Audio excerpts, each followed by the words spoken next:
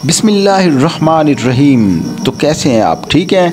आज के दिन आप जो देख रहे हैं चैनल जिसका नाम इस्लाम और जदीद साइंस है, उसमें आपके लिए इतनी इन्फॉर्मेशन आने वाली है कि आप हमेशा याद रखेंगे। इस चैनल के अंदर आपको सबसे बड़ा फ़ायदा ये है कि इसमें आपको कुरान पाक के पूरे पारे की तशरीह और तफसीर भी मिल जाती है, और उसके साथ अल्लाह तबारक व तआला ने जो तर्जमे में अहकामात बताए हमें वो भी हमें समझ आ जाते हैं, और फिर उसका जदीद दौर के साथ मवाजना भी हमें बहुत ज़्यादा फ़ायदा देता है। तो अगर आप हमारी डेली की ये वीडियो सुन लेंगे तो इंशाअल्लाह तबारक व तआला पूरे कुरान पाक के आपको मुकम्मल तौर पर सेंसिबल तरीके से समझ आ जाएगी। आज का हम जो ये टॉपिक करने जा रहे हैं अपने इस चैनल के अंदर, वो जदीद साइंस, तफसीर, हक़ाइक़ और इस्लामी तालीमात के ऊपर बेहतरीन मवाद रखता है। हम आज से डिस्कस करने जा रहे हैं सूरा 13 नंबर पारे के अंदर सूरा यूसुफ, सूरा राद और सूरा इब्राहीम। तो चलें शुरू करते हैं वीडियो इंशाअल्लाह तबारक व तआला। आज आपको तौहीद, सब्र, मुईशत, कुदरत के निज़ाम और ज़िंदगी के बुनियादी असूल सीखने को मिलेंगे। तो सूरा यूसुफ की तफसीर जो है वहाँ से शुरू करते हैं, इंसानी नफ्स और जदीद नफ्सियात के साथ रिलेट। तो ये मुकम्मल की मुकम्मल नफ्सियात के ऊपर, साइकोलॉजी के ऊपर डिपेंड करती है। इसमें आया नंबर 53 स्टार्ट करते हैं कि वमा उबर्रियु नफ्सा इन्न नफ्सा लअमारतु बिस्सूइ इल्ला मा राहिम रब्बी। हज़रत यूसुफ अलैहिस्सलाम ने फरमाया कि नफ्स बुराई की तरफ माइल होता है, ठीक है। जबकि अगर आप देखें तो साइकोएनालिटिकल थ्योरी जो है सिगमंड फ्रॉइड ने दी थी वियना में 1761 के अंदर, तो उसने कहा था कि इंसान की जो ईड है वो ग्रेटिफिकेशन मांगती है। उसको चाहिए, जिस तरह एक छोटा बच्चा होता है वो कहता है कि आज तो मैं लेकर रहूँगा आपसे, आज मैं मुकम्मल तौर पर आपसे ये चीज़ डिमांड करूँगा, लेकिन मैं ये नहीं देखता कि क्या मेरी असेस है मेरे वालिदैन की या नहीं, वो मुझे ये चीज़ देंगे या नहीं। वो सिर्फ अपनी चीज़ों की ग्रेटिफिकेशन के लिए, अपनी ख्वाहिश नफ्स के लिए रोता रहता है जब तक कि उसे चीज़ मिल न जाए। तो उसको फिर कंट्रोल करने के लिए यहाँ पर जिक्र किया गया ईगो और सुपर ईगो का।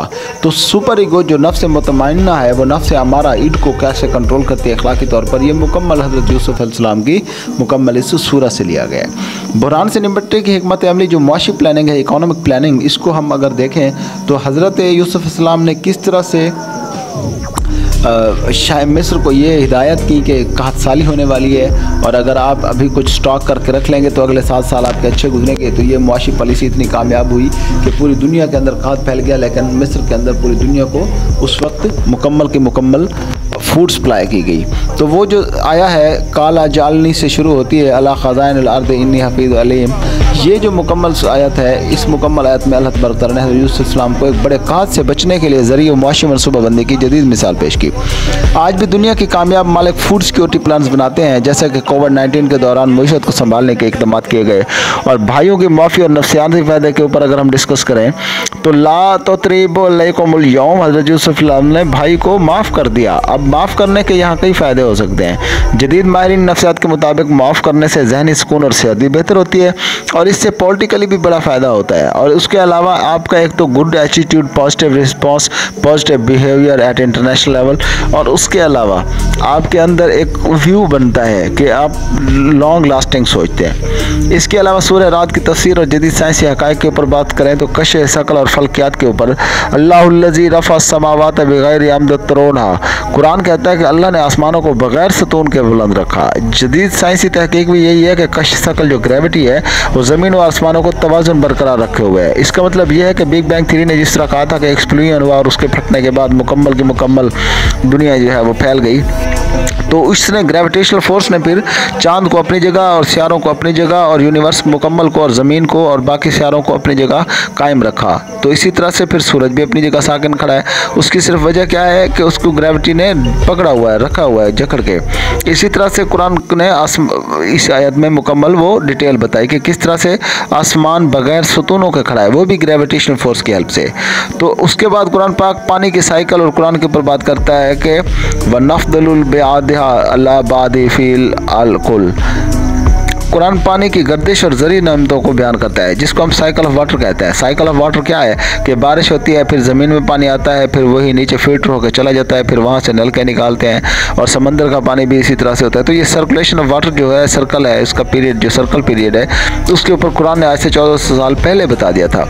मॉडर्न साइंस और हाइड्रोलॉजिकल साइकोलॉजिकल वाटर साइकिल भी यही बताता है। दिलों का सुकून और ज़िक्र इलाही अगर हम बात करें तो अल्लाह बेज़िक्रिल्लाह तत्माइनुल कुलूब, ज़िक्र इलाही से दिलों को सुकून मिलता है। जदीद साइंस कहती है कि जो मुराकबा है और ज़िक्र इलाही जो है ये ज़हनी दबाव कम करते हैं। ठीक है, मेडिटेशन की अगर आप थ्योरी पढ़ लें तो आपको मुकम्मल उसमें इंफॉर्मेशन मिलेगी कि मुराकबे किस तरह से इंसान के ज़हनी और जिस्मानी सुकून का बायस बनते हैं। इसके अलावा सूरह इब्राहिम और जदीद दुनिया के ऊपर अगर हम बात करें तो दरख्त और माहौलियाती साइंस, अलम तरा कैफ़ दरबल्लाहु मिस्लिही कालिमातुहु तय्यबातु कश्शजरति तय्यबा, नेक अमाल को दरख्त से तशबीह दी गई।